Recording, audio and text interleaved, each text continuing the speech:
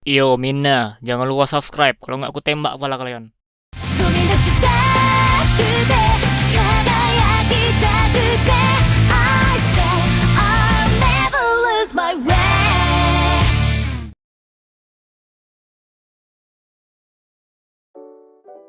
Halo semuanya, selamat datang kembali di channel Tidak Pernah Lulus. Di video kali ini gua bakal bahas yang sebenarnya udah lama banget pengen gua bahas. Udah pernah ada yang request juga, yaitu Ultraman yang debut atau muncul pertama kali di movie. Tentunya berdasarkan tanggal rilisnya ya, bukan secara kronologi cerita. Ada banyak Ultraman yang ternyata debutnya nggak di series, tapi justru di dalam movie. Dark Alto Evil Ultra juga gua masukin lah. Lalu siapa aja mereka? Langsung aja kita bahas.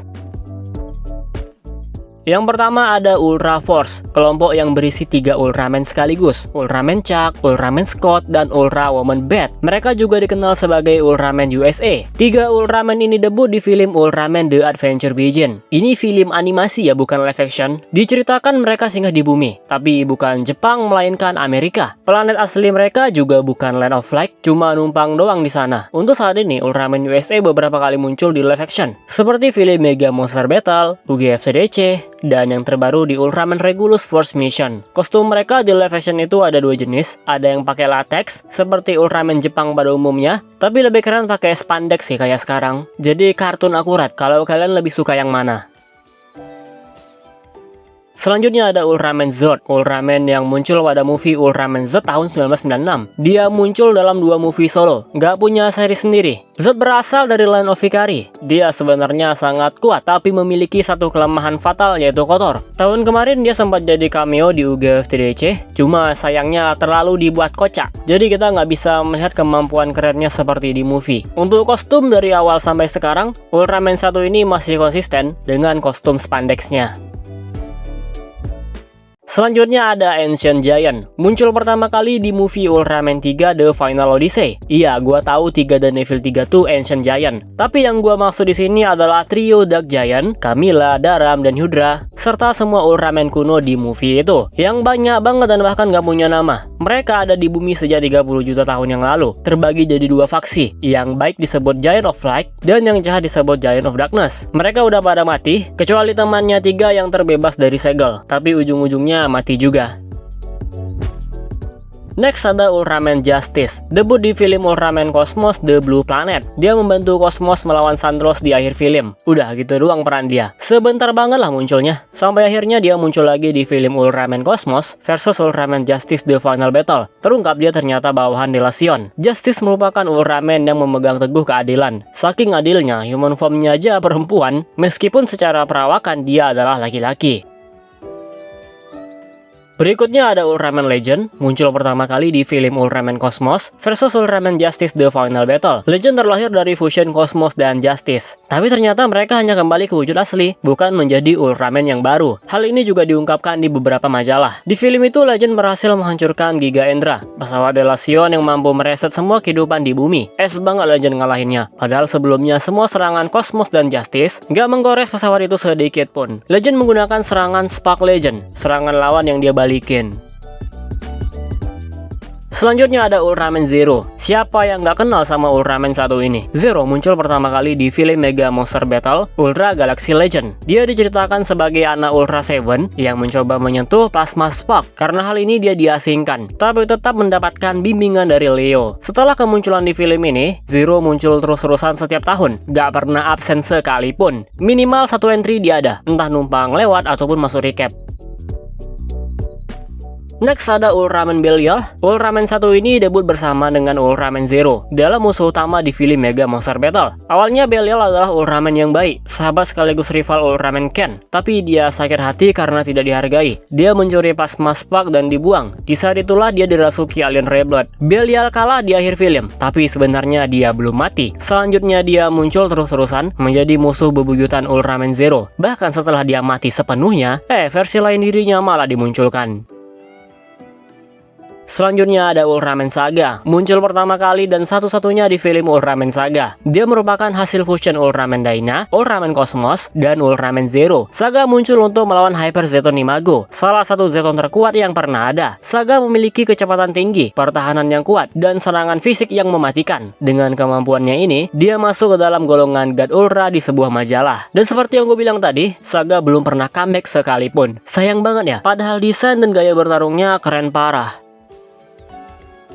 Next ada Ultraman Ginga Victory, gabungan Ultraman Ginga dan Ultraman Victory dengan alat Ultra Fusion Breast dan Victory Lancer. Ultraman 1 ini muncul pertama kali di film Ultraman Ginga S The Movie. Kemampuannya nggak bisa dianggap remeh. Waktu melawan Etaldami Dark Lugiel, cuma butuh satu hit doang. Selain itu dia punya kemampuan merubah tingginya sesuka hatinya, tapi belum pernah diperlihatkan sih. Dan dia punya kosen 8 Ultraman Heisei awal. Perlu diingat semua serangan itu punya kekuatan yang sama dengan yang asli.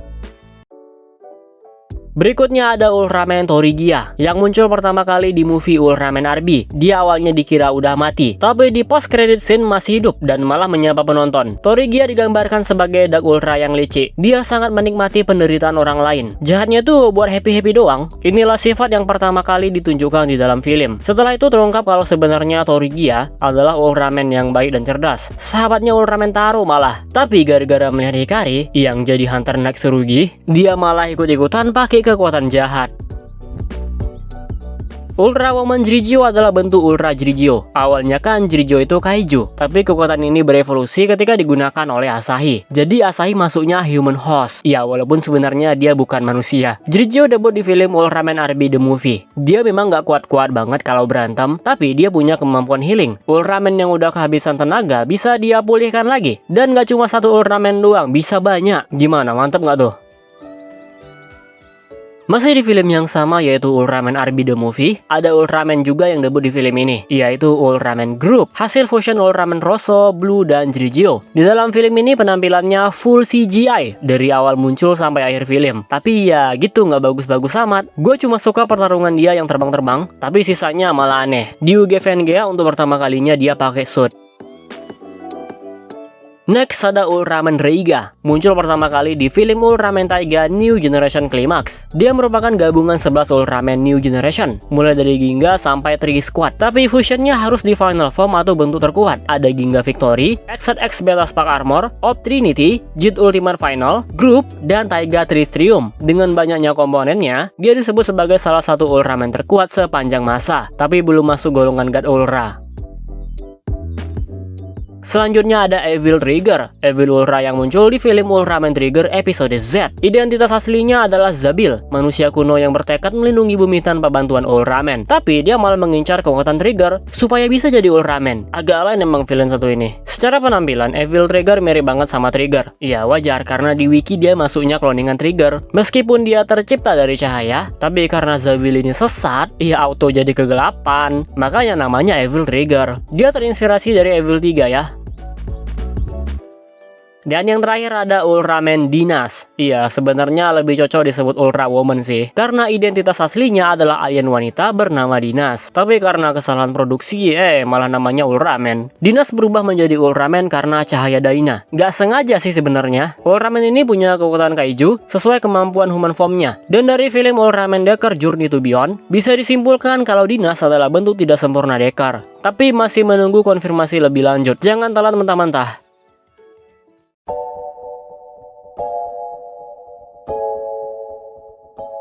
Nah, dari itu dia pembahasan kita kali ini. 17 Ultraman yang debut di movie. Jadi debut itu nggak harus di series ya, terutama bagi Ultraman hasil fusion. Dan diantara mereka ada Ultraman yang populer banget, tapi nggak punya series sendiri loh. Nggak perlu gue jelasin siapa. Yaudah segini aja video kali ini. Kalau ada yang kurang, kalian bisa tambahin sendiri. Ada informasi yang salah, ya koreksi aja. Next gue bakal bahas form Ultraman yang debut di movie. Kita close videonya seperti biasa. Jika kalian suka video ini, jangan lupa tekan tombol like-nya. Subscribe bagi yang belum, komen dan share juga video ini. Follow Instagram gua Prayoga_Rizky65. Donasi bagi yang mau, linknya ada di deskripsi. Terima kasih telah menonton and see you next video.